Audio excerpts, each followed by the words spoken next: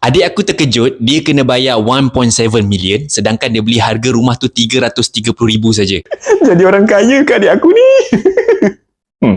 Semua tu disebabkan number yang tertulis dekat dalam apps Bank Hon Leong dia, sebab dia sign dengan Hon Leong Bank lah. Maksudnya ada sesetengah bank akan masuk info yang lebih banyak sikit compare bank-bank lain. So disebabkan itu, aku datangkan lagi dua bank, iaitu Bank Maybank dengan Bank Alliance Bank untuk kita bedah dan compare apa yang ditulis-tulis kat dalam apps tu.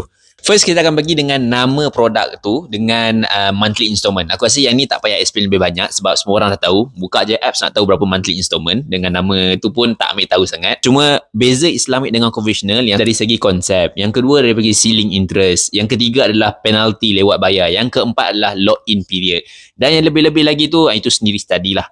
Untuk installment tu aku rasa semua orang dah tahu dah, ya tak? Sebab biasalah bayar monthly installment, ada profit, ada principal dengan ada dia punya profit. Okay, next kita akan pergi ke finance details ataupun finance amount.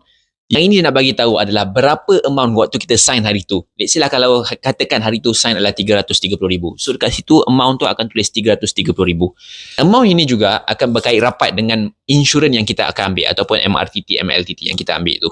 Seterusnya adalah profit rate, iaitu interest lah, yang kita selalu cakap adalah interest. Tapi sebenarnya dalam agreement Islamik, dia panggil profit rate. So profit rate ni, semua bank ada letak berapa amount tu. Katakan kita sign hari tu adalah 4.1 ataupun 3.9, 6.1. So profit rate ni semua bank letak sebab apa? Dekat sinilah nak bagi tahu bila bank negara naikkan OPR tu ataupun turunkan OPR tu.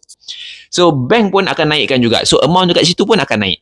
Kalau turun, turun juga. Amount kat situ pun akan turun. Dan dia akan mempengaruhi sekali monthly installment. Okay, next adalah maturity date. Date ni adalah date bilakah kita tarik akhir kita buat pembayaran loan ni. Katakan kita ambil loan hari tu adalah 35 tahun. So, bila tahun yang kita akan settle bayar ni? Anggaran lah ni, anggaran.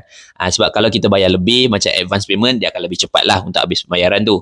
So, ini cerita biasa punya, normal punya date. So, date ni ada bank yang tulis, ada bank yang letak, ada bank yang tak letak. Next adalah outstanding balance. Yang inilah kes adik aku yang terkejut beruk dia. Tiba-tiba 1.7 million dia kena bayar. Jadi outstanding balance yang dia kena bayar. Padahal dia ambil rumah harga 300,000 saja. So, duit dia pun baru berapa ringgit sangat ada. So, dia terkejut. Apa itu outstanding balance? Bagi nak tahu, semua agreement Islamik kebanyakannya akan ada maximum interest ataupun dia panggil ceiling interest ataupun ceiling profit. So ceiling profit ni bagi rumah under construction, dia akan kira terus amount dia semua, dia anggarkan semua maksimum dan paling panjang. So dia letakkan kat dalam tu. Tapi sebenarnya rumah tu bergantung kepada construction tu nanti.